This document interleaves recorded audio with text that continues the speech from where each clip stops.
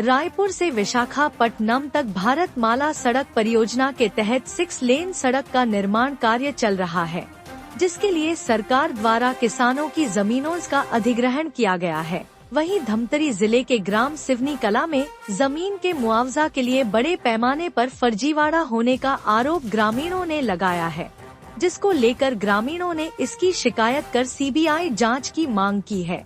ग्रामीणों ने बताया कि गांव में एक ही जमीन का 10 से 12 टुकड़ों में बटांकन कर नामांतरण किया गया है। कहा कि सड़क जिस लाइन में बना है उसी जमीनों का बटांकन और नामांतरण किया गया है, जिससे से ज्यादा मुआवजा राशि लिया जा सके, जिससे शासन को करोड़ों रुपए का नुकसान हुआ है। ग्रामीणों का आरोप है कि बिना अधिकारियों के सांठ-गांठ से ऐसा संभव नहीं है। ऐसे में ग्रामीणों ने पूरे मामले की बारीकी से जांच कर दोषियों पर कार्रवाई की मांग की है। अभी भारत माला का मामला जो पिछले 3 महीनों से लगातार पूरे छत्तीसगढ़ में चर्चा का विषय है और लगातार इसमें बहुत सारी गिरफ्तारी भी हुई, धमतरी में, रायपुर में और अभनपुर वाले क्षेत्र में। लेकिन दुर्भाग्य की बात है कि पिछले 2 महीने से हमारे सिवनी कला और कुरुक्षेत्र के विभिन्न गांव के हमारे ग्रामीण जन द्वारा लगातार आंदोलन और उनके शिकायत के माध्यम से जानकारी प्रदान की जा रही है। आईटीआई के माध्यम से बहुत सारी जानकारी का खुलासा गांव के किसान लोग के द्वारा किया जा रहा है कि एक व्यक्ति के द्वारा 14 और 20 टुकड़े करके करोड़ों रुपए का मुआवजा लिया गया है।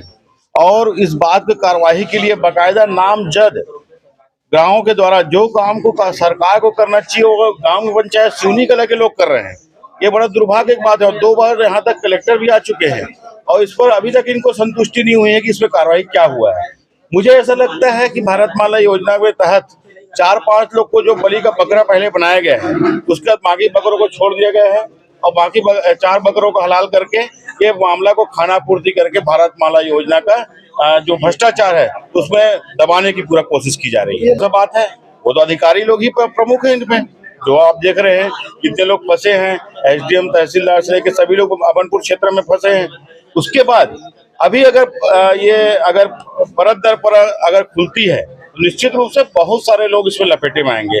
इसमें सफेद पोश बड़े बड़े नेता भी हैं और बड़े बड़े अधिकारी भी हैं और बड़े बड़े नेता के खास सिपा सलाहकार लोग भी हैं जो भूमाफिया के रूप में काम किए हैं। जिसमें एक व्यक्ति के द्वारा सिवनी कला में जो लगभग 15 करोड़ का मुआवजा लिया है, उन्होंने अपने पत्नी के नाम पर 20,000 रुपए में दान पत्रक बनाया है।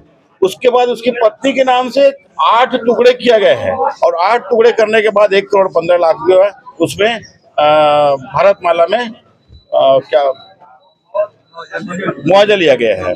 तो आप समझ सकते हो कि एक टुकड़े में एक व्यक्ति द्वारा 8 टुकड़ा बना करके 1 करोड़ रुपए लिया गया है, जबकि 20,000 रुपए मात्र उसमें स्टाम्प ड्यूटी लगा कर उसके नाम में दान पत्रक बना के किया गया। 15 दिन के अंदर सभी गाँव वासियों ने तय किया है कि अगर 15 दिनों के अंदर, हम तो बोलते हैं अगर ये मान लो जाए ईमानदार हैं और साफ सुथरे हैं तो आपको घोषित कर दीजिए कि किसी प्रकार का भ्रष्टाचार नहीं हुआ है। सरकार घोषित करे, यहाँ से जो जांच करे, जांच रिपोर्ट में घोषित किया जाए इनके तरह कोई भ्रष्टाचार नहीं किया गया है, कोई कटु रचना नहीं की गई है।